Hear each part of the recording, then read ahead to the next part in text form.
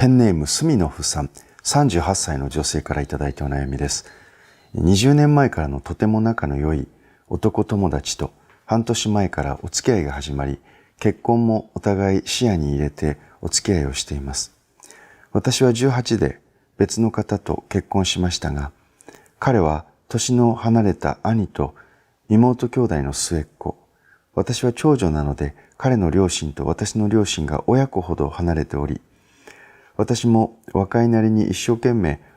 お母さん教えてくださいと慕ったのですが、こんなこともできないのは親がバカだからだとか、これだから最近のバカ親はと私の両親を罵倒し、また私も彼も職人として仕事がこれからだったため、子供は私が30になる頃に作ろうねと話していました。それも何度もお母様には伝えたのですが、結婚して女が仕事も辞めんと、子供もさっさと作らんと、何の役にも立ちやしないとの一点張りでした。結婚して何年か経ち、妊娠しました。20代前半でした。私は嬉しくてすぐに自分の両親と彼のお母様に報告しました。しかし2ヶ月後、流産してしまいました。それを機に彼のお母様、名義は彼ですが、に裁判を起こされ、離婚に至りました。彼と最後に話したのは、きっとお互いのことが一生好きだねということです。裁判でとにかくお母様の要求は、金輪際息子に関わらないこと、それを飲まずには終わらない裁判で、私の両親を含め周りが皆疲弊していくのが辛く、それを了承してのお別れでした。その流産により、私は子供を産めない体になりました。今お付き合いしている彼は、小学生の子供を持つシングルファーザーです。私が結婚、そして離婚をしている間に、彼も同じように結婚をし、離婚をしていました。彼の離婚理由は、奥様の暴言や DV です。日々、母親の脅威に怯える子供を守るため、子供の希望で子供と逃げたとのことでした。彼は今実家でご両親と、半ばおばあちゃんを子供の母親代わりにした状態で仕事をしながら4人で暮らしています。隣の家に彼の兄弟が結婚して子供もおり家族で住んでいますが、お嫁さんに来た方が子供のじじばばに自分以外に懐くのがムカつくと一切合わせないようにして暮らしているとのこと。彼は末っ子なので、あなたが実家に子供を半分任せる形で住んでいるのもお兄さんたちからしたら面白くないかもしれないねと話して、それは彼も気づいており、いずれ私と正式に結婚したら実家を出て3人で暮らせたらと思っています。しかし私の家と彼の住むところは新幹線で5時間以上離れています。もともと彼とは都内で出会い、友達付き合いをして、離婚後、それぞれ今は地元に戻っている状況です。今、私は実家近くで飲食店を経営しています。彼は田舎にいて、季節ごとの仕事、農家をしていて、サラリーマンや会社勤めはしていません。子供が中学になるタイミングで、私の方に来て、お店を手伝ってもらいながら、彼が他に仕事をしたければゆっくり探せばいいと思っています。私はお店を閉めたくないというのはもちろんありますが、第一に彼の実家にお兄さんたちを差し置いて住むわけにはいかないということがあります。弟に実家にいさせて好き勝手やらせているお兄さんのことも、お嫁さんは怒っているんだと思います。彼は私より少し年下なので、ご両親は私の両親と同い年で、幸い元気ですが、もし私まで彼の実家にずうずうしく住むなんてことになると、今度は財産がどうとか遺産とか、そんな話でもっといろんなことが悪くなることは目に見えているので、それだけは避けなければと思うのですが、やっとの思いで前の奥さんと離婚が成立し、ボロボロの状態で地元に帰り、やっとここで子供と穏やかに生きていくんだと思っているであろう彼に、私のところへ来ないかと、どう話していいのかわかりません。お店がなければ私は彼のそばにすぐにでも行って、彼の実家の近くにアパートで3人で住めばいいと思うのです。ただ、お店はどうしても閉めるわけにはいかないと思っています。彼の子供とは少しずつ距離を縮めて仲良く楽しくやれています。母親から受けた傷を少しでも癒してあげたいと思っています。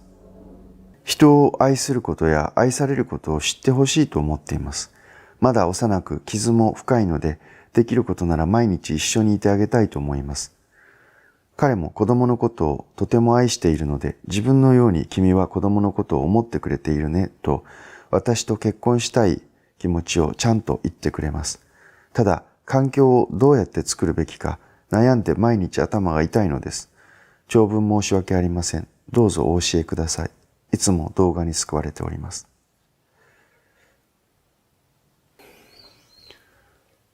短い言葉なんですけれども、禅の言葉に炉というものがあります。炉という字は、玉露の炉と書くんです。で、この意味は何かというと、何も包み隠すところなく、すべてがあらわになっているという意味です。で、今、スミノフさんは、前のご主人と離婚をして、そして都内で飲食店を営みながら、新しい彼と生活を共にしたいと思っている。で、その新しい彼の方も、新幹線で5時間っていうと、北の方へ行くのか、南の方へ都内から下るのか、わかりませんけれども、とても自然豊かなところで農家をしているその実家の方に彼がいると。彼もまた離婚をして、そして現在に至るという状態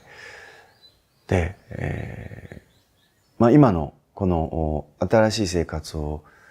二人で始めてね、結婚したいねというようなことを考えている。だけれども、自分の方へ来てくださいよということをできることならば言いたいけれども、それがなかなか今のタイミングで言っていいのかどうかというところ。で、スミノフさん最初結婚なさった時に18だったっていう。で、そこから20代前半で、初めて子供ができて、その後いろんなことがあったんでしょうけれども、前の旦那さんと最終的には離婚したと。いろいろ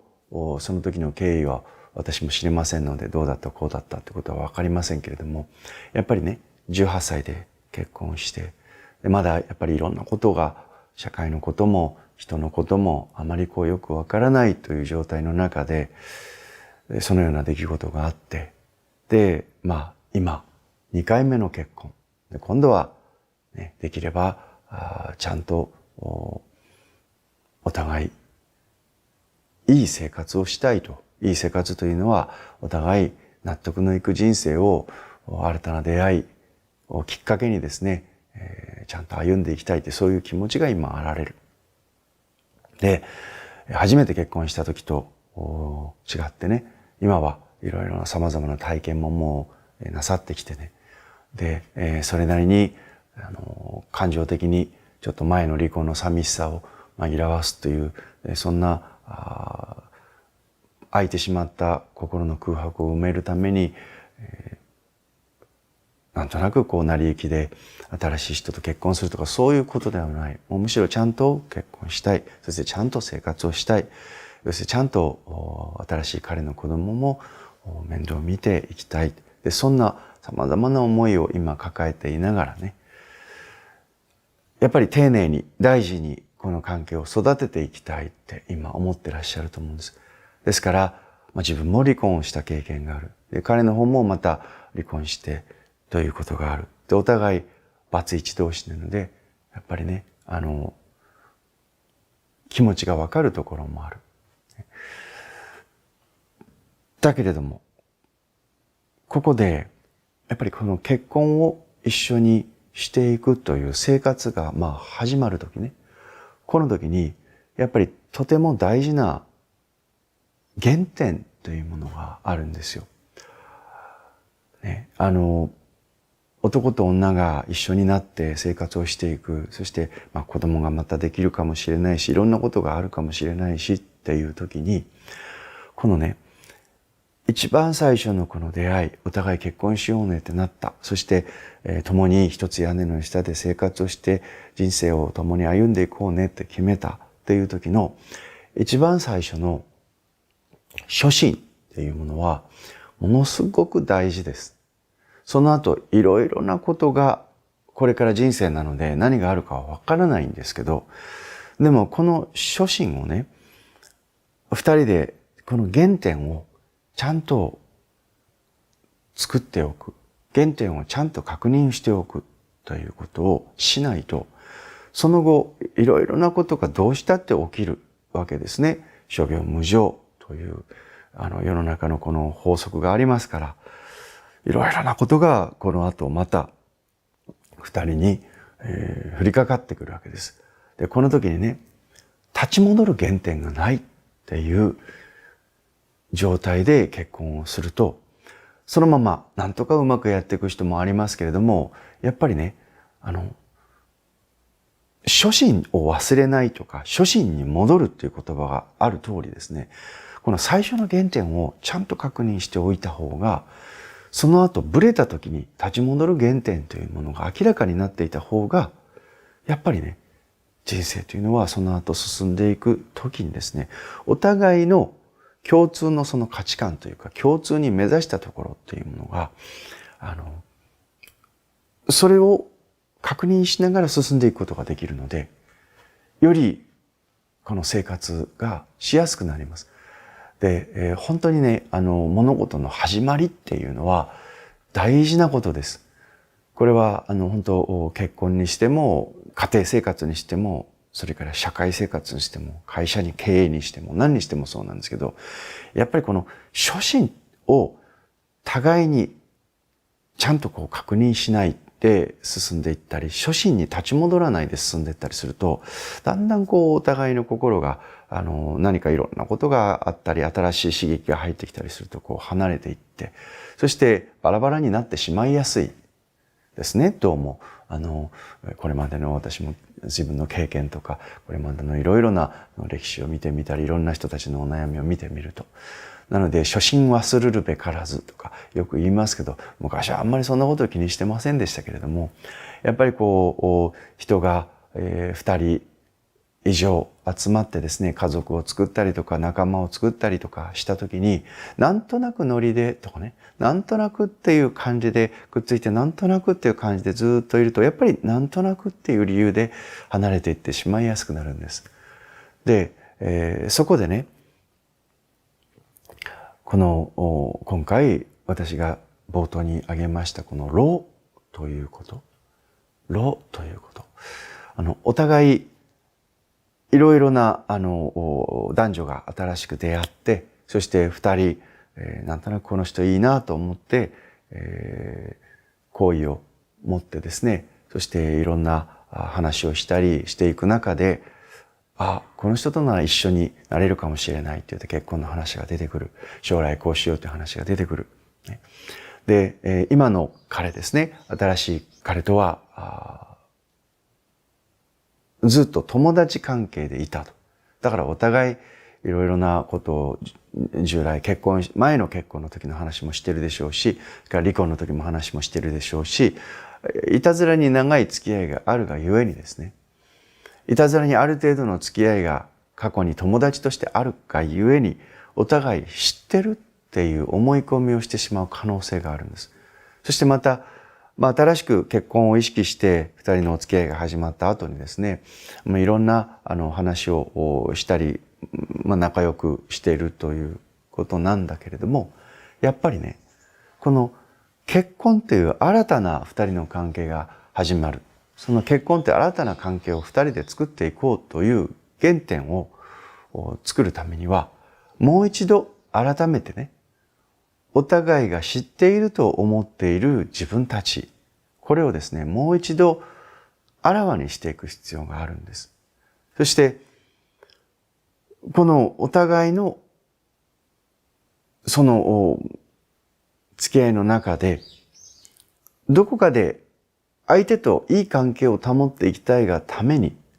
なんとなくこういうことを言っちゃいけないかなとかね、なんとなくこういうことを聞いてはいけないかなとか、そういうどこかで自分のことを、自分が付き合いを続けていく上でちょっと不利になることを隠していたり、逆に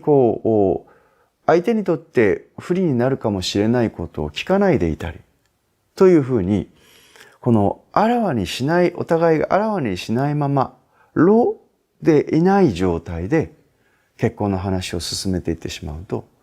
結果としてね、お互い好きという気持ちがあることは間違いない。だけれども、やっぱり生活をしていくとなると、お互いが好きだから一緒にいましょうよっていうだけでは済まない問題も出てくるわけですね。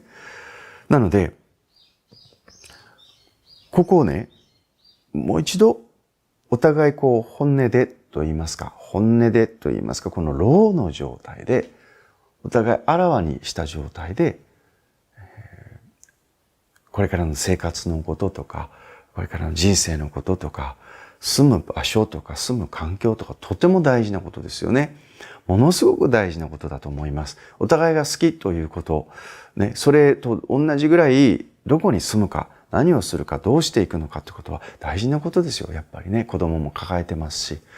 で、そう思うとですね、やっぱり彼が住んでいるこの田舎暮らしと東京の生活っていうのもまた全然違うと思いますので、お互いが好きだで、お互い結婚してバツイチ同士いろいろね経験もしてきた上でやっていきましょうねということだけでない、この一歩踏み込んだというかローの状態をお互いがそんな状態で原点の話をできるか、そしてまたそれをするか、そして二人でそれを作っていくかということをですね、結婚を見据えているならなさった方がいいと思います。なので私の処方箋はですね、今前の離婚の状態が離婚をして心がボロボロの状況でこのタイミングで彼に言うか言わないかっていうその辺は確かにありますね。いろいろとまだ彼がそういうタイミングでないというのであれば、そこはちょっと見計らって何でもかんでも彼のなんていうんですかね、彼の都合とか彼の心境とかそういうことの流れをですね、何も考慮しないでこちらが一方的にね、はい、じゃあ今度結婚しましょうっていうのは、それは確かに少し躊躇するところだと思います。でも付き合ってるうちにね、そろそろタイミングかなと思った時にですね、やっぱりそんな話を持ち出して一旦それにしてもちゃんとローの状態にしていく。で、そういったことをですね、もう住野さんも2回目の結婚だし、今度ね、やっぱりできることならばちゃんと私は生活していきたいし、彼ともちゃんとやっていきたいのでっていうことを誠意を持って、その自分をあらわにしていく。で、やっぱり誰かとお付き合いをして誰かと結婚していくというところ、その原点においてね、全部知りたいじゃないですか、相手のことを。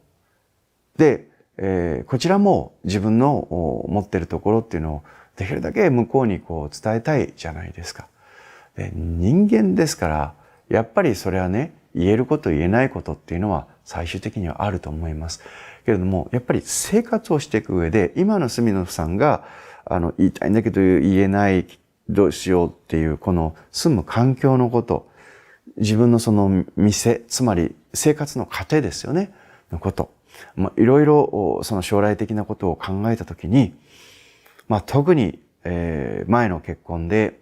その相手ということももちろんですけど、それ以上にやっぱり向こうの家族と一緒に生活をするということで、いろいろな思いをなさってきたんでしょうから、余計そこは怖いと思うんですよね。だけれども、やっぱりそこら辺も含めて、自分が懸念していること、心配していること、それから生活をしていく上で、予想される様々な困難とか、どうやって生活をしていくんだ、なんで食べていくんだ、自分は自分の店っていうのもやっぱり大事だっていうね。飲食店を自分で立ち上げて今やってらっしゃるんであれば余計その飲食店とは自分の子供みたいなもんですね。やっぱりそこまで時間かけて育ててきたっていうことがあると思いますから、それはそう簡単に手放せるものではないとは思います。だけれども、今度新しいファミリーがちゃんと生活をしていくっていうことを、やっぱりお互いの合意の上にやっぱり考えていかなければいけない。なので、私からの処方箋は改めて申しますけれども、しるべきタイミングにお互いロの状態でやっぱり原点の話をする。これからどうしていきたいんだって、それをもう子供じゃないですから、やっぱりいろいろな想定されることをね、いやこんなことを先に言っちゃってあれなんだけれども、これはどうする、これはどうする、こういう時にはどうするっていうことをですね、いろいろな角度からお互いの思いっていうものをもう一回これからの生活を見て、子供のこと、将来のこと、生活のことで、そこをですね、ちゃんと何度も話し合いをしながら、そして結婚という形に持っていったらいいと思います。自分が老の状態になって相手にきちんと伝える。そしたら相手がそれに対してどういう反応を示すかとか、相手がそれに対してどのような思いになるのか、ちょっと怖いなと思う。自分がそんなこと話してしまったら、せっかくここまでうまくいってたのに、これがダメになってしまう。で、そういう怖さからそのことを話せないっていうふうにしてずっと躊躇していると、やっぱり大事なことを話し合わないまま、お互いが老ではないどこかに隠したものを持ったまま、大事なことを隠したまま結婚するので、結婚した後にね、またその問題が露呈してくるんですよ。また現れてきちゃうんです。だから、その原点において最初からそれならば、きちんと老の状態にする。そして、老と老の状態で、わかりました。じゃあ結婚しましょうっていうふうにしてこの原点を作ることができると、ね、そうするとお互いそこで持っていた懸念をきちんと話した上でね、スタートできるので、その後もちろん何が起こるかってことは人生ですからわかりませんけれども、それにしてもね、やっぱり共に生活を歩みやすくなるっていうことです。で、この老の状態を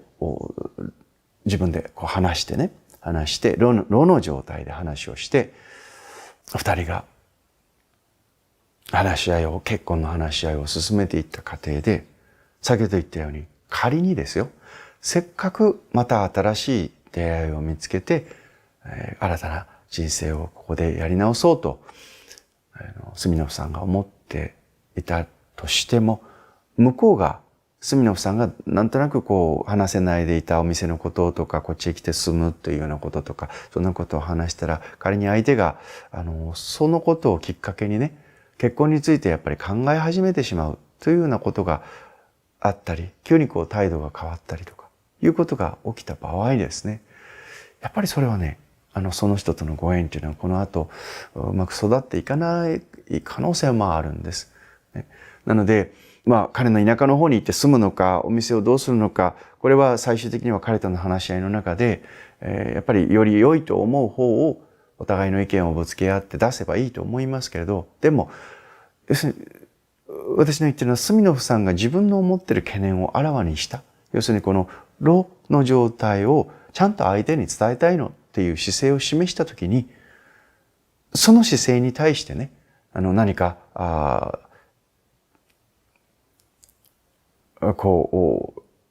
思わしくない態度を取られたりとかいうようなことがあった場合にはですね、やっぱり本音で自分が話をしたときに、向こうがその本音で話をしてくれているっていうことをですね、ちゃんと受け止めて、向こうも考えていることをちゃんと話してくれるというような、そういう精神的な合意にやっぱり至るということはですね、とっても大事なことなんですね。なので、自分がまず自分のことを老していく。で、向こうがそれに対して、どういうふうな受け止め方をしてくれるのかっていうところも含めて、どこかで、そのことをどうしようかな、これ話すべきかな、どうしようかなっていうことを懸念にしたまま結婚をしない方がいいと私は思うんですね。その先に進まない方がいいと思います。そこを曖昧にしたまま結婚の話だけを進めていって、で、いざとなったらどうしよう、私はお店も大事だし、東京の方にいるということも大事だし、でも向こうの田舎の方へ、彼の田舎の方へ行くということも選択肢としてないわけではないし、みたいなものがね、曖昧になったまま言っていると、そこでこんなはずじゃなかったとか、自分としてはそんなようなことをちらりとほのめかしてたつもりなのにっていうことでですね、お互いの食い違いが出てきてしまう。ですから、今自分が感じている懸念、今自分が感じているその考えている将来のこととか、いろいろなことをいろいろな角度から、ひょっとしたら彼はそこまでまだ自分の心の整理ができてないとか、そこまで考えてないかもしれない。なので、その自分の想定と彼の状況が違うことっていうのがあるわけですね。これをロしていくことによって埋め合わせていくっていう作業。これをぜひやってから次のステップに進んでいかれるといいんではないかなと考えます。ということで、結論としましては、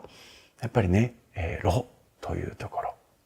で、またこの禅の言葉では、このロ、さらにそこに続けて、どうということを付け加えて、また、ロ、どうという生き方をね、進めてもいます。そのような生き方ができるといい。ね、そのような生き方ができたらいいという、そのようなことを禅でもまた言ったりします。堂々というのは堂々としてるってことですね。ロして堂々としてる。隠しておいてビクビクしてる。ロしないでビクビクしてる。で、それよりはロして堂々としてるという方がいい。その時のロの仕方っていうのはありますよ。その先ほど言ったように、相手がそのタイミングでそれをまだ受け取れないとか、まだいろんなことに苦しんでたり、いろんなことに悩んでたりとか、まだそこまで考えるという余地がないという時に、何でもいいからパッと本音を言ったり、なんかいろんな、どうなのって言ったら、それは彼だって嫌がると思います。もちろん、でもそこは隅野さんも分かってると思うんですね、もうね。なので、ただ言えることは、お互い結婚っても考えてるんだったら、ロ、堂々って言った方がいい。結婚をしてからではなくて、結婚をする前に、お互い腹を決めて、ロ、そして堂々と生きていく。そのようなことに、原点をね、そのように作っていければ、それが、その後いろんなことが起きても、後悔しない新たな人生のスタートになりうるのかなと感じています。応援しています。